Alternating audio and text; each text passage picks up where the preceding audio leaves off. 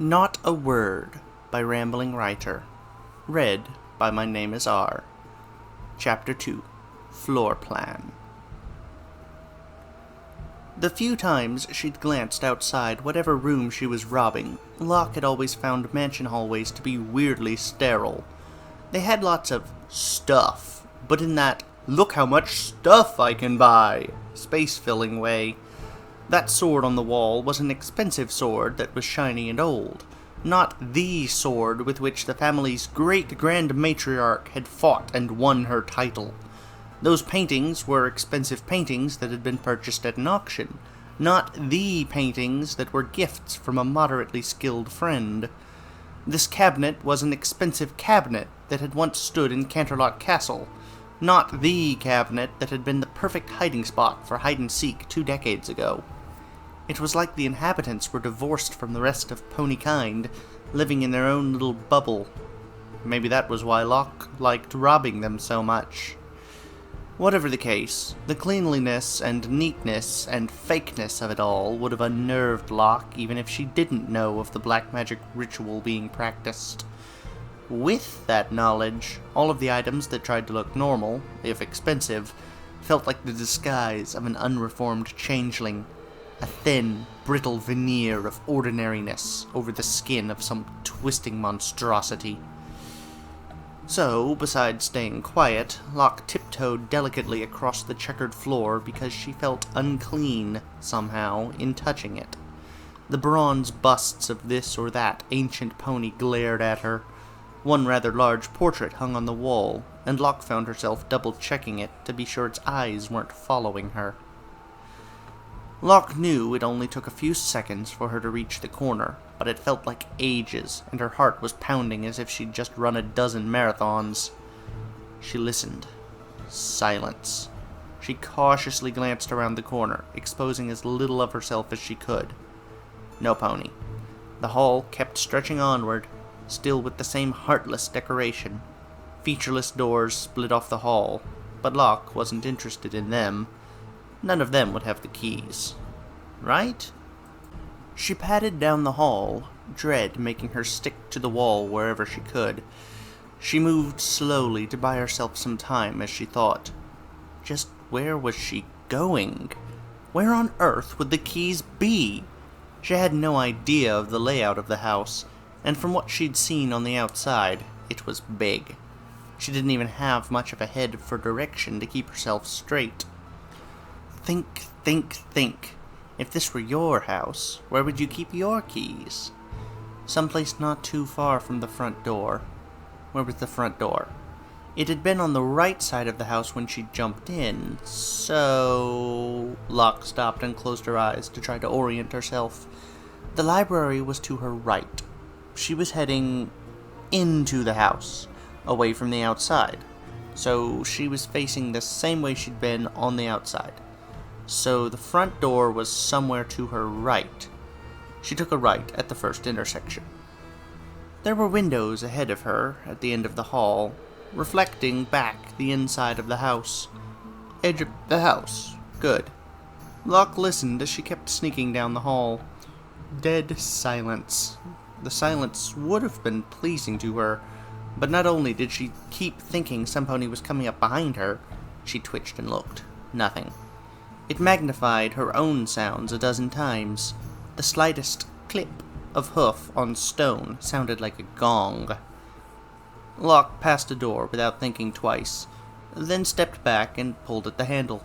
Just because she thought the keys were at the front door didn't mean they were. Each room deserved a quick glance, if nothing else. This first room was the library she'd come in. Shame. Locke went to the door on the other wall. Locked. As she searched for the keyhole, Locke pulled out her pick. There wasn't a keyhole. Locke blinked and looked again. Definitely no keyhole. But wait, this was an old money house of unicorn nobility. They had some extremely tribalist door designs meant to keep out earth ponies and pegasi, but let unicorns move freely. The design probably came from stupidity, not malice. If it was deliberate, it'd be harder to circumvent. Ignoring her conscience for once that night, Locke inserted her dagger into the crack between the door and the wall, and moved it up. When it clinked against the bolt, Locke tapped it to be sure it was a swing bolt and not a deadbolt. It was, then gave her knife a little flick. The design was simple. Concealed within the door was a handle, accessible only by magic. A unicorn could turn the handle and open the bolt via telekinesis, but somebody without magic couldn't touch it. But the design was so simple, nothing more than a latch that rotated into place, that the latch could manually be opened by pushing at it with something thin, like a knife. Beyond the door was a study, probably for the lord or lady of the house, with lots of dark, dramatic colors. Bookshelves lined the walls. A desk sat in the middle, and on the desk sat a small stone statuette with glowing eyes, a sickly green. It was technically of a pony, but the design made Locke think of a pony that had been sculpted in putty and then stretched up and down. Maybe it was the extremely ovoid eyes, but maybe it was something else entirely. Regardless, Locke's bile just rose from looking at it. Dark magic, maybe? A focus item in whatever ritual this family was planning? Evidence, then, and stealing it would at least slow them down. But something that valuable was almost definitely rigged, even leaving aside just toting around a dark magic artifact in her bag. She'd get it once she had the key. Locke closed the door and set off down the hall again. Just what sort of family was this? They had focus items sitting around in studies, a sacrifice secured to a makeshift altar in a room that wasn't even a hidden one. But Locke knew that there was old money, and there was old money. Families that had been wealth for a long time, versus families that had been fabulously rich since before Equestria's founding, and only gotten more money since then. The latter was almost completely untouchable from reputation and connections alone, with obscene amounts of cash taking up the slack. They couldn't do dark magic out in the open. It'd destroy their reputation and leave them exposed. But as long as they made a token effort to keep it a secret, guards could be persuaded to look away. With her mind occupied, Locke pulled at a particularly small door, just under 5 feet tall, without really paying attention to it. Locked. Her mind spat out something about a utility closet, and she walked on. After a few seconds, Locke wheeled around. Utility closet or not, what was a door that small doing locked? That meant something. Maybe even a dumbwaiter. She pulled out a pick. The picking itself took less time than the retrieval of the tools necessary. Dumbwaiter locks were meant to keep the door closed when the dumbwaiter wasn't on that floor, not provide security. For it was indeed a dumbwaiter, a small shaft, a little less than 4 feet square, stretched up and down into darkness. There wasn't any cable in the middle, so Locke guessed the dumbwaiter was above her. She illuminated a light gem and dropped it down the shaft. 10, 20, 30 feet. A little over 30 feet. If this was the second floor, the shaft must have ended in a wine cellar. After a moment's hesitation, Locke wiggled her way into the shaft, braced her back against one smooth stone wall, and her hooves against the other, pulled the door shut, and slid down. She'd take a sneaky way to get around the house any day. She stopped at the first floor door, on the opposite side as the second, and put her ear to it. Vague sounds muffled by the wood. Maybe some metallic clinking? Probably the kitchen. Not an exit for now. She slid down to the bottom floor, where the temperature dropped 6 or 7 degrees. She plucked the still glowing light gem from the ground and laid it in the corner of the doorframe. She didn't even need her picks for this. The mechanism was exposed on the inside of the door. She pushed the bolt aside and nudged the door open an inch. No squeaking, thank goodness. She wiggled her ear through the crack and listened. Nothing. Taking the light gem in her mouth, she slid the door open and looked around. Yep, a wine cellar. A pretty big one, too. The gem illuminated only the wall she'd just climbed out of, while the others were beyond its reach and shrouded in darkness. Barrels and shelves and casks of all kinds were laid around the cellar, creating a twisting maze. If nothing else, it'd be a great place to hide in. Still, not the kind of place she wanted to be bumbling around in the dark.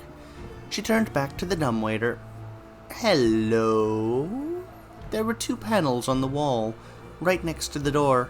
One was obviously for controlling the dumbwaiter, with several numbered buttons. The other one was a single button. The lights, maybe.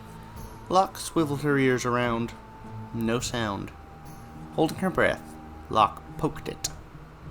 The spells quietly hummed to life immediately, drenching the entire cellar with light. Looking through the gaps in the shelves, Locke could see that it was even bigger than she'd imagined, at least 100 feet square. Shelves and barrels went up almost to the ceiling, with maybe 3 feet of space above the top. She did a chin-up over the top of one of the barrels and looked around. Solid stone walls surrounded her, except in 2 places where they were broken up by stairs. One far to the right, in the near corner, and another in the far left corner. Locke bypassed the maze by crawling over the tops of the barrels and shelves, rolling through the slim gaps, and investigated the closer one. Locked from the inside. Probably a way to the outside, for wine to be delivered. She slid her knife through the gap between the doors and wiggled it. From the vibrations she got back, the doors were fairly thin. With her earth pony strength, breaking through them wouldn't be too hard, if it came to that. Locke hoped it wouldn't. Breaking doors was noisy. She wiggled her way over the shelves, cutting diagonally across the room to the other staircase. There was another light switch next to the door, so Locke turned the lights off, just in case. Silence greeted Locke when she listened, so she carefully nudged the door open, thinking her stars the rich ponies here were the kind who oiled their hinges, and looked around. The walls had attention-grabbing darkwood molding, and the floor was lavishly carpeted, but the only other doors were at either end. Some kind of entry hall, maybe a side hall off of the main one. It was hard to tell, as Locke had no experience with mansions beyond the rooms she robbed. Lamps flickered on the walls with the healthy flame of plenty of oil. Which way from here? To the entrance, and that was to the right, since that was the direction the exit stairs had gone in the cellar. Locke trotted down the hall, muffling her steps on the carpet, and put an ear to the door. Silence, but a very roomy, cave-like sort of silence, like the echo you get when draining a tall glass. Entrance hall. Locke cautiously opened the door. Entrance hall. Big, grandiose, meaningless, over-designed. Chandeliers hung from the ceiling, casting pillars into shadow. Locke was emerging on one side of a wide staircase going to the second-floor balcony, and cringed at the hollow, echoing sound her hooves made on the floor. She took the room in seconds, and quickly made a beeline for the one thing that mattered. The big double doors that were obviously the front entrance. The ones Locke begged to herself had the gate keys hanging nearby. There was a series of key hooks next to the doors, many of them draped with keys of various kinds, but none of them were the kind of key she needed. Gate keys were big, steely, and basic. No frills taken to an art form. These sweet princesses, these ponies were so taken with their wealth they even had their keys look glamorous. Even beyond their showy gilding, none of the keys had the solid workmanship needed for a big gate lock. Locke held back a sob and planted her head against the wall. Pointless. This whole trip had been pointless. She'd never... So where would they keep the key? A family like this would be prone to showing off their wealth, so they'd make a little display of something as visible as the grounds gate getting unlocked for the day. So they wouldn't keep the gate key here, it'd be with the servants. The family would show off that they could afford to pay servants for something as minor as that, which meant the key was probably in the servants' quarters, which were... Locke quickly opened the front door and squinted into the gathering gloom. Yes, the front gate was closed, and so almost certainly locked. She'd look like a right ninny if she ran around the house searching for the key, only for the gate to be wide open. Servants' quarters. Locke had done some cursory research on these sorts of houses, back when she'd laid down her rules and expected to go further into whichever place she was robbing. Servants' quarters were usually on the top floor or below ground. After all, there was no need for the hired help to be as comfortable as the ponies who really mattered, right? With the cellar, subterranean quarters were unlikely, so... Clicker! At the sound of a door being opened, Locke instinctively bolted, her hooves booming throughout the entrance hall. She vaguely pinpointed it as coming on the opposite side of the stairs as the side she'd come in, but didn't spare a second to look. She scrambled into the hallway and across the rug, but she could still hear hoofsteps. She was being followed. She didn't bother looking behind her. It would have taken too much time. She jinked into the cellar, tripped, tumbled down the stairs. She bit her lip, and blood trickled down her chin. The pain barely registered. She rolled out of view of the door, and ducked behind a barrel. She held her breath, and listened.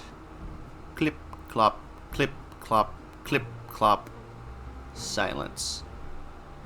Huh. And the door was shut. Locke kept listening. She thought she could hear hoofsteps leaving. Maybe. Dang it, why'd she leave the door open? It would have only taken a second to close. She was lucky. She was very, very lucky. She didn't even know if the inhabitants of the house were still eating. There could be servants spread out all over the place. The darkness pressed in on her. Locke curled up into a ball and bit her tail to keep herself from screaming. She could leave, like she'd told herself earlier. Leave, get the guard, come back. It couldn't take that long. Why was she doing this at all? She didn't even know the unicorn. Every second she waited in here was another second for her to be found and sacrificed. She'd already been here far, far too long. Time was running out. If you really cared that much about time, would you have looked into those screams? Locke wasn't sure she would have. But she still spat out her tail and stood up. Whew. So, next stop. Servants' quarters on the top floor. Going up the staircase in the entry hall was a no-go. What with that pony lurking just outside. But that was fine by Locke. She flipped on the lights, hopscotched over the barrels back to the dumbwaiter, flipped off the lights, and pulled herself back into the shaft. She stood up on her hind legs, braced her left legs on one wall and her right on the other, and began shimmying up the shaft. She didn't ignite a light gem. The darkness was creepy, but she didn't want to waste a limited resource. When Locke passed by the first floor entrance, she listened. Still sounds. Servants still making food, or were they clearing up already? Locke didn't have the faintest clue what the rich ate, or how much. She'd heard vague tales of lavish dinners that took hours to prepare, which just seemed silly. 90% of the time, a sandwich and an apple washed down with some water served her just fine, thank you. Shaking her head, Locke kept pushing up. She passed by the second floor entrance, aiming to exit as high as she could, but she was blocked by the dumbwaiter before she reached the third floor. Unfortunate, but she'd manage. Locke slid back down to the second floor and exited. The entrance hall was left, and then left again. Staircases further up had to be nearby, right? But the memory of the other pony, whoever they were, still lingered, and she was very hesitant when she nudged open the door. Thankfully, the entrance hall was cavernously empty and quiet. Locke dropped to her stomach to minimize visibility and crawled down the balcony to the right, towards the outside wall. The entrance hall stayed quiet. So quiet, in fact, that Locke began imagining she could hear something. Ponies talking, some pony walking, something being pushed. The sounds her mind conjured weren't anything coherent. She wiped down her forehead and kept crawling. At the edge of the balcony, Locke pushed open the last door and... yes! A square shaft shot up and down through the building, bordered by a winding spiral of stairs. Locke slunk up the steps, staying right at the join between the stair and wall. It meant staying off the stair tread rug that ran down the center of the steps, but she'd get less creaks that close to support. Hoof over hoof she went, without incident, passing the 3rd floor and arriving at the 4th, right at the top of the stairwell. Peak, nothing. Deep breath. Her supposition that the top floor was for servants seemed to be correct. The halls were noticeably more drab than those on the lower floors, and less spacious. A relieved Locke snuck through the lack of pretension easily, even as her ears kept swiveling for noises in case 1 or 2 of the servants were still up here. Nothing yet. No, the dumbwaiter had been 10 feet ahead and 20 to the left, right? Or was it the right? How many times had she circled the stairwell? But the location of the dumbwaiter hardly mattered, right? It probably ended in a laundry room. No, Locke was looking for the servants' quarters, and probably their wardrobe inside that. They'd want the keys close at hoof. Locke didn't know what the door to the servants' quarters would look like, though. So, eeny, meeny, miny, mo. Locke cautiously tugged the unlocked door open and peeked inside. A storage room, mostly empty except for a few household essentials, like bleach and lamp oil. Locke followed the right hoof wall. It was something her father had taught her about mazes when she was 8. Keep your hoof on one wall, and eventually, he stressed that significantly, you'd find your way out. As long as she stuck to the wall, she'd eventually wind up back at the stairs again. Staying glued to the wall, Locke nervously opened door after door on both sides of the hallway, in silence. Nothing much. Storage closets, 2 or 3 recreation and relaxation rooms, even a dining room, all completely devoid of life. The few small bedrooms she found were empty or had their furniture covered with those dust sheet things, and a few thin, dusty cobwebs. Definitely not places where keys would be held. The roof groaned in the slight wind, but Locke didn't feel a draft. And even if she had, she would have been too caught up in her own thoughts to notice it.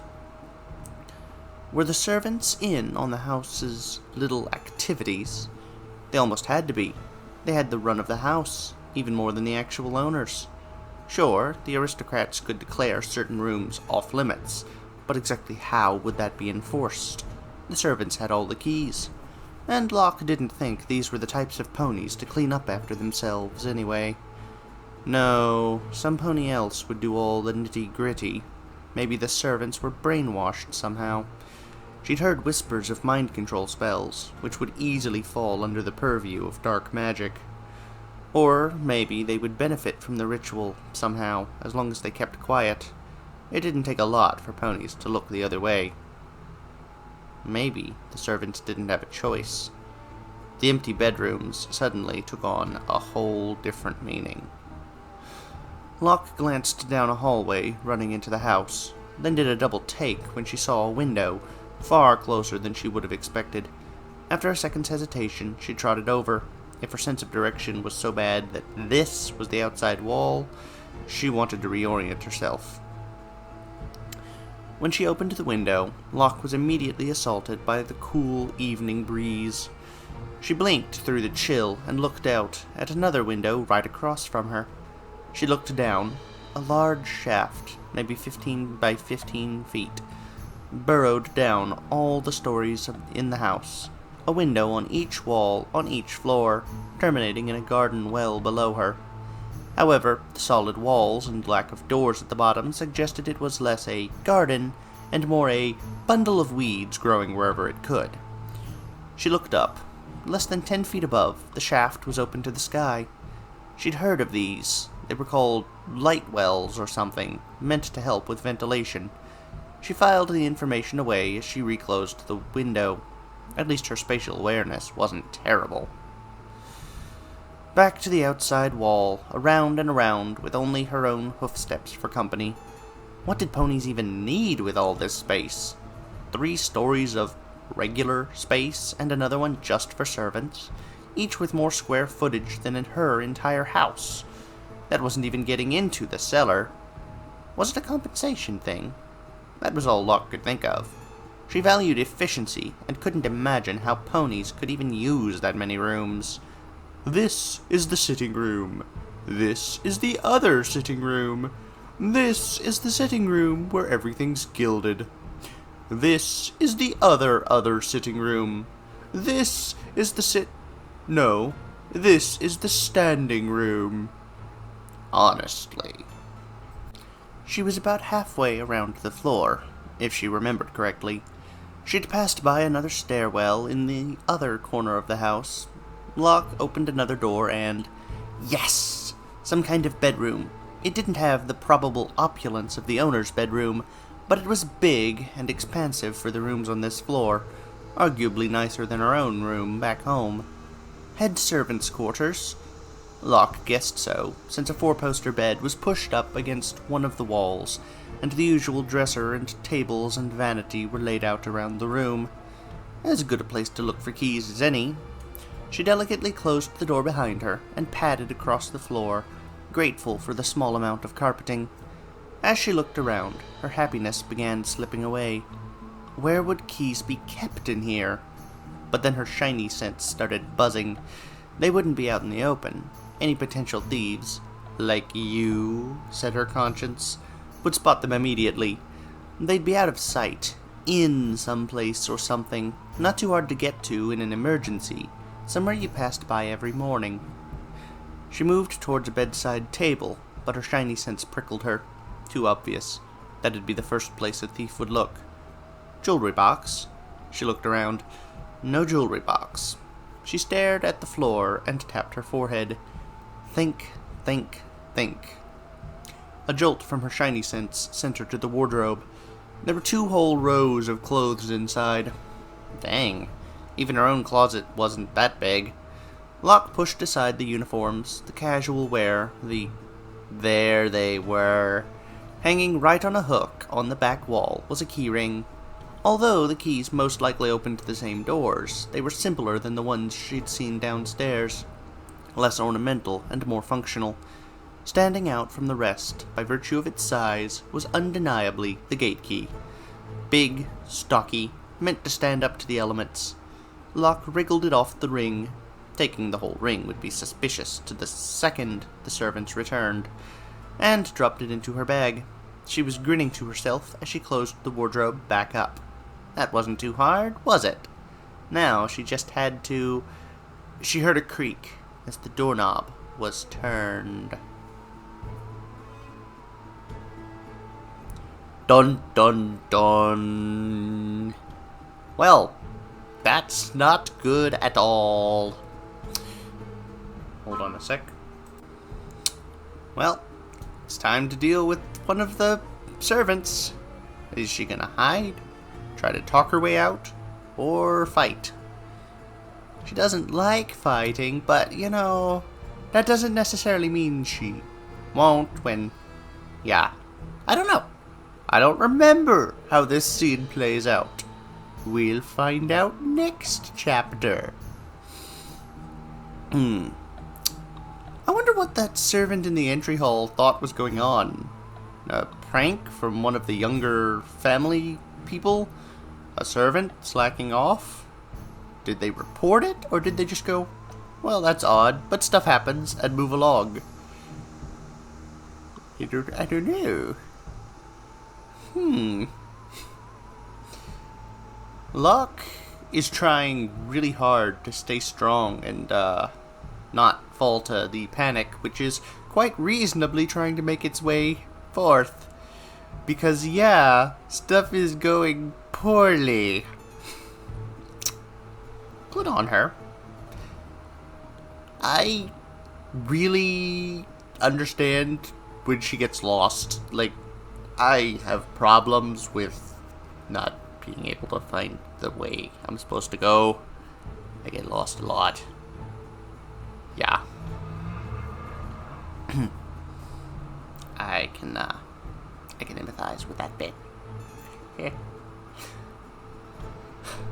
Anyway, thank you all for listening. I hope you enjoyed, and I hope to see you again next time. Have a good day, everyone. Goodbye.